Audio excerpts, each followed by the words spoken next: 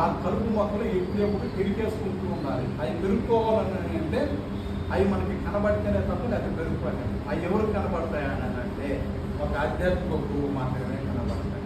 ఆ గురువు దగ్గరికి వెళ్తేనే ఆ కలుపు మొక్కలు అనేవి పెరిగేస్తా ఉంటారు. అవి పెరిగేస్తే ఇంకొంచెం ముందుకు వెళ్తాం. మళ్ళీ 6 నెలల తర్వాత మళ్ళీ భూమిలో ఎట్లాగైతే కలుపు మొక్కలు వస్తాయో మనసులో కూడా మనకు వచ్చే ఆలోచనలు పెట్టి ఎప్పటికప్పుడు పెరగతానే ఉంటాయి.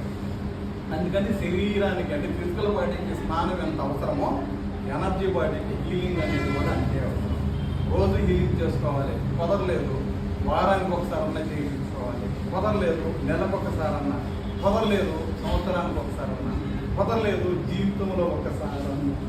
అప్పుడు కూడా కుదరదంటే ఇంకెవరికి ఏం చెప్పలేము కదా. అలా చేసుకుంటేనే మనకి వ్యాపారము బాగా జరుగుతుంది, ఆరోగ్యము బాగుంటుంది, రిలేషన్షిప్ కూడా బాగుంటుంది. ఎనర్జీ బాడీస్ ఎవరికైతే బాగుంటాయో వాళ్ళని ఖచ్చితంగా మామూలు వ్యక్తిని నలుగురిని ఇచ్చేది ఎనర్జీ బాడీస్ బాగున్నోని 400 మంది పెంచుతారండి.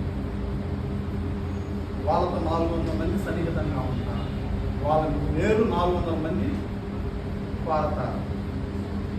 మామూలు వ్యక్తిని నలుగురు బాగుండాలని కోరుకుంటే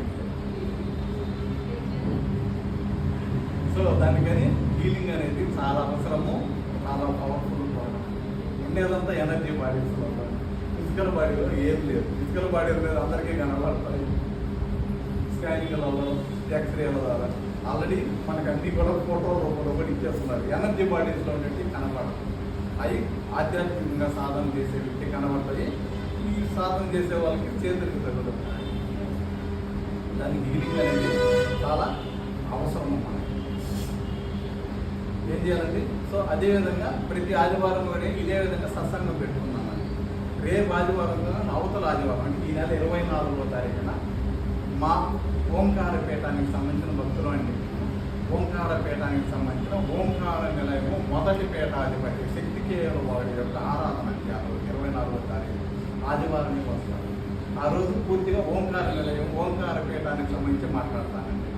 నా గురువు పరిస్థితి ఏంటి, వాళ్ళ గురించి.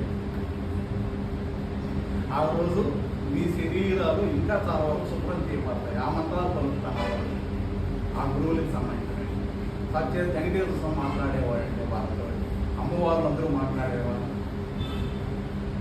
వాళ్ళే పాటలు రాశారు అమ్మవారు. ఆ పాటలు బయట ఎక్కడా దొరకదు.